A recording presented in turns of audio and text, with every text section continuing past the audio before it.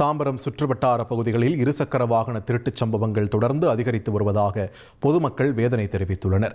Helmet அணிந்தபடி வீடுகளுக்குள் நுழைந்து இருசக்கர வாகனத்தை திருடிச் செல்லும் மர்ம நபர்களின் சிசிடிவி காட்சிகள் தற்போது வெளியாகியுள்ளன. அதனை பார்க்கலாம்.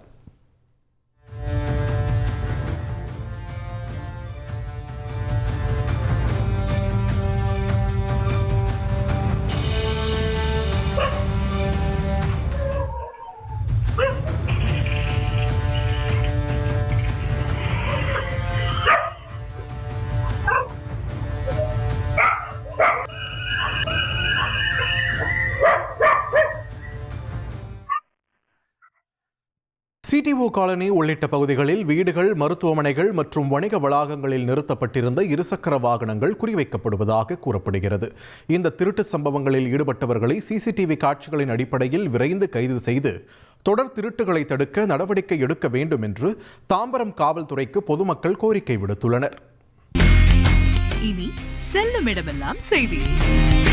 தந்தி டிவியின் வாட்ஸ்அப் சேனலை ஃபாலோ பண்ணினா செல்ல இருக்கும் இடமெல்லாம் செய்தி.